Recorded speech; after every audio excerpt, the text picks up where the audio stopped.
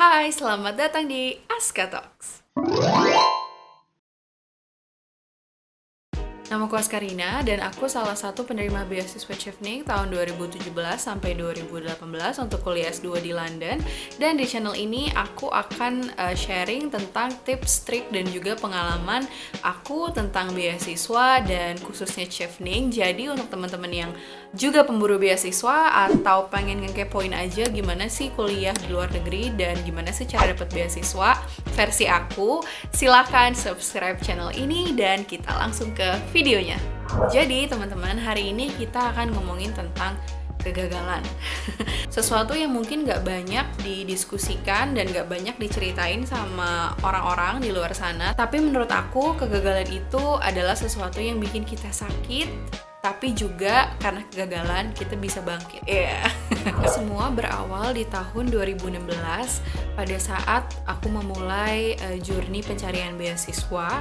Di episode sebelumnya bisa ditonton di atas, aku bahas tuntas timeline beasiswa Chevening.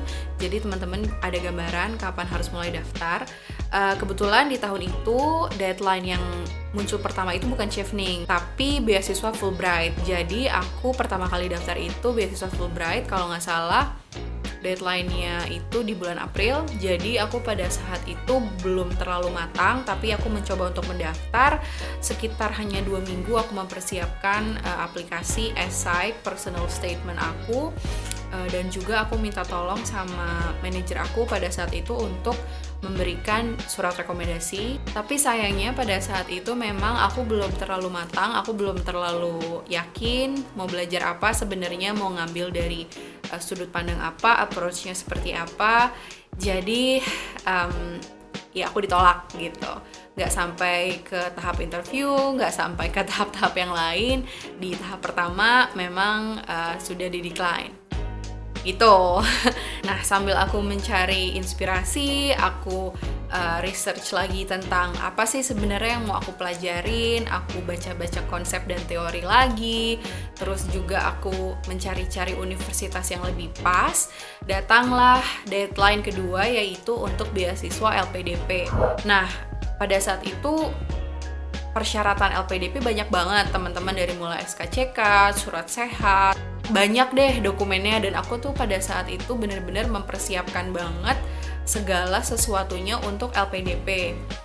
Aku lolos tahap administrasi, jadi aku masuk ke tahap interviewnya juga tuh. Pada saat itu sebenarnya studi objektif aku udah mulai terlihat, tapi mungkin belum belum ke bold gitu ya, belum terlalu matang gitu, belum terlalu kerang ya bahasanya. Kalau misalnya tulisan tuh kayak harus di bold gitu, nah itu tuh belum di bold intinya, seperti itu. Jadi mungkin aku masih kesana kemari, belum terlalu fokus juga, dan sayangnya pada saat interview juga aku nggak diterima. Paralel sebenarnya aku daftar LPDP, aku juga daftar Chevening, karena pada saat aku udah setengah mengikuti proses LPDP, pendaftaran Chevening dibuka. Dan pada saat itu karena aku juga tahu aku mau mengincar universitas di London, aku daftarlah Chevening gitu. Pada saat daftar Chevening aku memang merasa lebih matang gitu ya, karena aku udah nulis banyak personal statement untuk Fulbright dan untuk LPDP. Aku sudah punya gambaran yang semakin jelas aku mau kuliah seperti apa. Dan memang persyaratan dari Chevening itu sama sekali nggak banyak. Teman-teman bisa cari sendiri di websitenya seperti apa. Jadi aku fokus untuk menjawab pertanyaan di Chevening tuh cukup agak nggak berat deh pada saat itu rasanya. Karena memang aku merasa LPDP tuh berat banget, karena banyak banget tuh persyaratannya pada saat itu, kayak gitu. Nah kan aku ditolak LPDP tuh setelah submit Chevening. Jadi timeline-nya tuh aku daftar LPDP, terus aku daftar Chevening, habis itu aku wawancara LPDP, habis itu aku ditolak LPDP gitu. Nah jadi barengan sih, dua itu paralel. Sempet down banget sebenarnya, karena aku tuh pede banget untuk LPDP gitu. Aku udah ngarepin banget, dan aku persiapannya tuh cukup panjang juga, banyak yang disiapin, cuti beberapa kali untuk surat dokter dan lain sebagainya.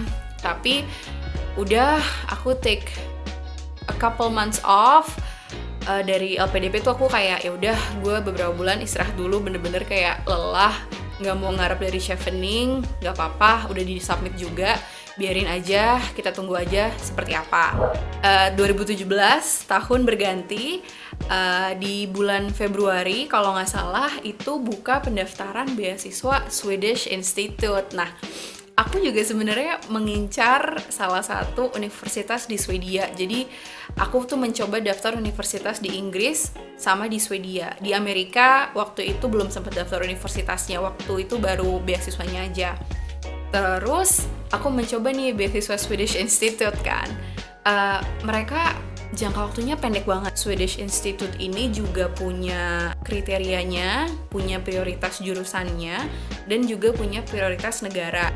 Nggak terlalu ngarep sih waktu itu, dan memang ternyata yang mendapatkan beasiswa itu dari Indonesia di tahun 2017 hanya 2 orang gitu. Jadi aku kayak ya udahlah, memang aku nggak keterima tuh. Nggak lama dari aku ditolak Swedish Institute, ternyata lah aku dipanggil interview untuk chevening. Udah tuh aku kemudian kayak oke, it's time for me to shine gitu kan.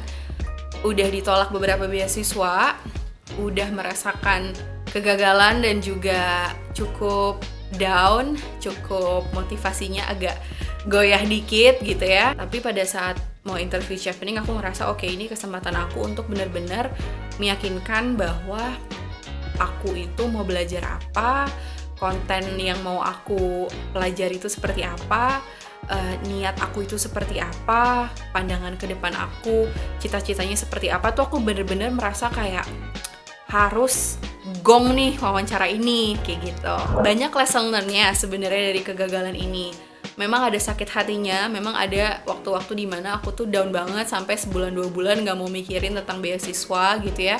Tapi karena ditolak itu juga aku bisa belajar, aku jadi bisa lebih paham, oh mungkin sebaiknya gue mesti nulis lebih to the point, atau point of view-nya gue harus lebih didalami lagi. Dan yang paling penting tuh aku juga jadi belajar lebih sabar, karena memang penolakan itu tuh susah sih. Aku jadi lebih memahami diriku sendiri, aku mencoba untuk memperbaiki studi objektifku dan juga strategi penulisanku dan juga strategi interviewku. Jadi kegagalan itu sebenarnya banyak positifnya dan juga banyak hikmahnya gitu, kalau memang kita bisa merubah kegagalan itu menjadi sesuatu yang baik untuk diri kita sendiri. Gitu sih teman-teman, jadi cerita di Aska Talks hari ini. Maaf mungkin agak panjang karena agak ada curhatnya juga. Aku pengen denger dari teman-teman, apakah pernah juga mengalami hal yang sama? Silahkan tulis di kolom komentar di bawah. Kalau misalnya ada pertanyaan juga boleh. Terima kasih udah nonton. Jangan lupa kalau yang belum subscribe, pencet tombol subscribe merah di bawah, karena subscribe itu gratis kata orang-orang ya. Biar aku juga lebih semangat bikin videonya. Gitu aja, stay safe, dadah!